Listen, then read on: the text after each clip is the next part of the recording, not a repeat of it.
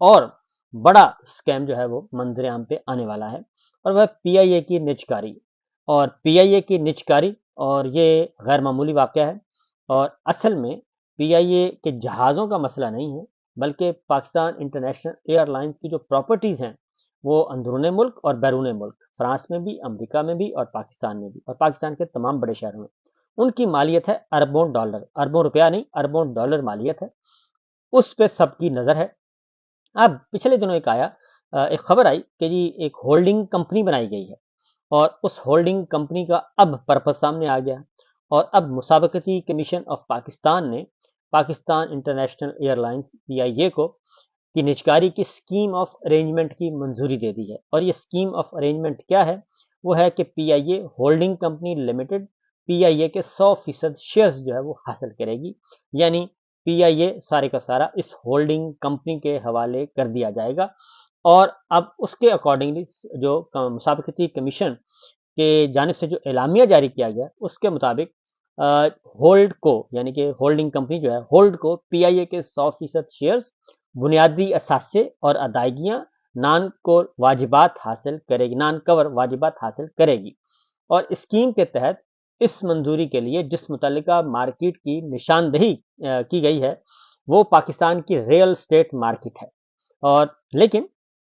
پی آئی اے کی بنیادی ایویشن سرگرمیاں اور متعلقہ خدمات ہولڈنگ کمپنی کو منتقل نہیں کی جائیں گی، اور اعلامیے کے مطابق کمیشن آف پاکستان نے مرجر یا انضمام کی اجازت فیز 1 تجزیے کے بعد دی ہے، اور اس کے تحت ہولڈ کو حال ہی میں قائم کی گئی ہے جیسے کہ میں نے آپ کو بتایا، اور جو حکومت پاکستان کی مکمل ملکیتی پبلک لمیٹڈ کمپنی ہے، اور وفاقی وزیر خزانہ اورنگزیب نے یہ بتایا تھا کہ پی آئی اے کی نجکاری کا عمل جون کے آخر یا جولائی کے اوائل تک مکمل ہو جائے گا، اور اس بات کا اعلان انہوں نے واشنگٹن میں وزیر خزانہ نے اس بات کا اعلان کیا تھا، اور کہا تھا کہ سرکاری ملکیتی اداروں کی نجکاری کے حوالے سے انہوں نے کہا تھا کہ حکومت کا کام کاروبار کرنا نہیں، یہ بات تو درست ہے، لیکن اصل مسئلہ یہ ہے، اصل ایشو یہ ہے کہ پاکستان انٹرنیشنل ایئر لائنز پی آئی اے کے جو پراپرٹیز ہیں، جو جائیدادیں ہیں، جو پاکستان میں ہیں، لاہور میں، کراچی میں، پشاور میں، فرانس میں اور نیو یارک میں، اصل مسئلہ ہے ان پراپرٹیز کا کہ وہ اربوں ڈالر کی ہیں، اور ان میں شفافیت بالکل نہیں ہے، اور ان کی جو مارکیٹ ویلیو ہے اس سے کہیں کم، کئی گنا کم قیمت جو ہے وہ لگوائی گئی ہے، اس لیے بجائے اس کے کہ یہ سارا کام جب ہو جائے اور اس کے بعد یہ ساری چیزیں آئیں، اور پہلے ہی اس کا تدارک کر لینا چاہیے، کیونکہ پاکستان انٹرنیشنل ایئر لائنز کے پاس بے شمار تمام منافع بخش اور مین روٹس جو ہیں، فضائی روٹس، وہ سب کے سب موجود ہیں، اور لیکن اس کے پاس جہاز نہیں ہے اور مینجمنٹ میں نہیں ہے۔ اس میں کوئی شک نہیں کہ پی آئی اے کو بڑے برے طریقے سے، بے دریغ طریقے سے لوٹا گیا،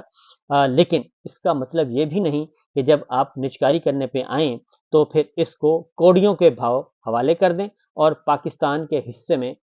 حکومت کے حصے میں کچھ بھی نہ آئے۔ بہرحال جی، ایک تو خبر یہ تھی۔ دوسرا اب آتے ہیں،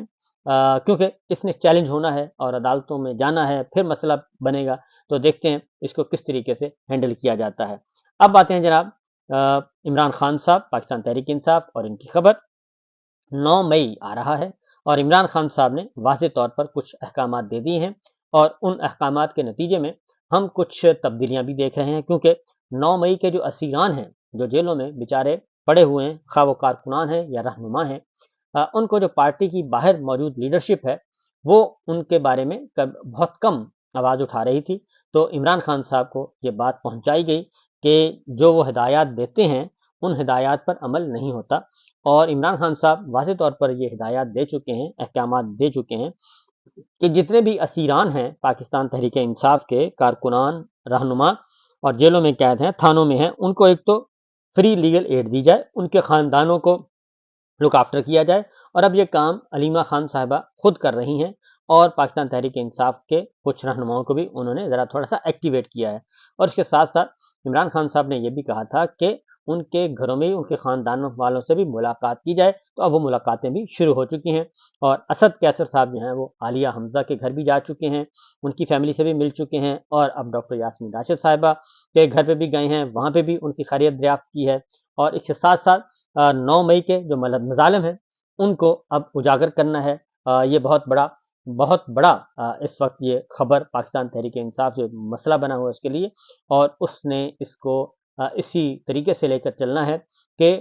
پوری دنیا کو اور پاکستان کے عوام کو بھی اور سب کو باور کرایا جائے کہ یہ ایک فال فلیگ آپریشن تھا۔ تو لہٰذا ایک امید جو ہے، ایک حوصلہ افزا خبر یہ عمران خان صاحب کی طرف سے آئی، اور اب پارٹی کے لوگ متحرک ہو چکے ہیں۔ اور اس کے ساتھ ساتھ 9 مئی کے حوالے سے جو سپریم کورٹ کی طرف سے بھی ایک حکم آ چکا ہے، اور کیونکہ 9 مئی کے آڑ میں بہت سارے سویلین سیاسی کارکنوں کو اور سیاسی رہنماؤں کو فوجی عدالتوں میں ٹرائل کرنے کا پلان اور کچھ کو کیا جا چکا، اور کچھ کے مقدمات رکھے ہوئے ہیں، پینڈنگ ہیں۔ اس میں بہت سارے رہنما ہیں، اور ڈاکٹر یاسمین راشد بھی انہی 9 مئی کے مقدمات میں پھنسی ہوئی ہیں۔ عالیہ حمزہ بھی، صنم جاوید بھی، ڈاکٹر اعجاز چودھری صاحب بھی، اور میاں محمود رشید بھی، عمر سرفراز چیمہ بھی، سارے کے سارے، تو اور بے شمار بیچارے گمنام کئی لوگ ہیں۔ تو بہرحال سپریم کورٹ نے جو حکم جاری کیا، کیونکہ یہ چیلنج کیا ہوا ہے، اور سپریم کورٹ نے اٹارنی جنرل کو فوجی عدالتوں کے 20 افراد کے مقدمات کے فیصلے جمع کروانے کا حکم دے دیا ہے۔ یعنی جن لوگوں کو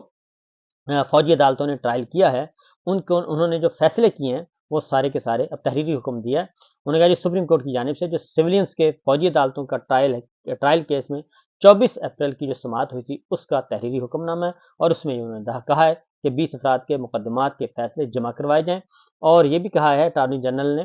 کہ رہا ہونے والے 20 افراد کی فہرست جمع کروائی ہے، اور وکلا نے عدالت سے اٹارنی جنرل کو 20 افراد کے فیصلے طلب کرنے کی استدعا کی تھی، یعنی کہ درخواست گزاروں نے، جس میں سابق چیف جسٹس جواد خواجہ بھی ہیں، احسن بھی ہیں، اور دیگر بھی ہیں۔ اٹارنی جنرل 20 افراد کے مقدمات کے فیصلوں کو سپریم کورٹ میں جمع کروائے، اور حکم نامے میں یہ بھی بتایا گیا ہے کہ درخواست گزاروں کے وکیل نے بینچ پر بھی اعتراضات اٹھائے، اور گزشتہ سماعت کے حکم نامے کا بھی حوالہ دیا۔ سلمان اکرم راجہ اور اعتراض احسن صاحب نے لارجر بینچ تشکیل دینے کے دلائل دیے تھے، اور پھر حکم میں یہ کہا گیا کہ معزز وکلا سے استفسار کیا گیا کہ لارجر بینچ پر فیصلہ چاہتے ہیں، تو وکلا نے گزارشات کمیٹی کے سامنے رکھنے کا موقف اپنایا۔ تو وکلا کی استدعا مناسب سمجھتے ہوئے معاملہ کمیٹی کے سامنے رکھنا مناسب سمجھتے ہیں، یعنی لارجر بینچ کی تشکیل کے لیے معاملہ جو ہے وہ اب جو ہے ججز کمیٹی کے سامنے رکھا جائے گا۔ وہ فیصلہ کریں گے کہ اس پہ کیا کرنا ہے، یعنی کہ فل کورٹ بنانا ہے یا نہیں بنانا، یا کتنا بڑا بینچ اس کو لے کر جانا ہے۔ تو اس طریقے سے ایک یہ اچیومنٹ ہے جو کہ وکلا وہاں پہ کر رہے تھے درخواست، تو ان کا یہی تھا کہ آپ ججز کمیٹی کے سپرد کریں، کیونکہ چیف جسٹس جو ہے وہ خود اکیلے ان کا حکم نہیں چل سکتا۔ تو سپریم کورٹ کیونکہ چیف جسٹس قاضی فائزہ صاحب جو ہیں وہ لارجر بینچ نہیں چاہتے، اور وہ بالکل اس معاملے میں، تو لہٰذا اس لیے اس کو اب کیونکہ وہ خود تو اس بینچ میں بیٹھتے نہیں ہیں، اور وہ لارجر بینچ بھی نہیں بنا رہے، تو لہٰذا یہ معاملہ ہوا ہے جی۔ سپریم کورٹ کے تحریری حکم نامے کے مطابق لارجر بینچ کے معاملے پر وکلا کی گزارشات کا کمیٹی فیصلہ کرے گی۔ جسٹس حسن اظہر رضوی نے یہ بھی کہا ہے کہ یہ شہری آزادیوں کا معاملہ ہے، اور انہوں نے کہا کہ دوبارہ سماعت کے لیے یہ کیس جلد مقرر کیا جائے۔ یہ ایک امپورٹنٹ آرڈر تھا جو کہ آیا، اور میڈیا میں اتنا ہائی لائٹ نہیں کیا گیا، کیونکہ میڈیا کو کہا جاتا ہے کہ جی آپ ان چیزوں کو ذرا اتنا زیادہ اچھالیں مت، اس کو ذرا خاموشی سے رکھا کریں۔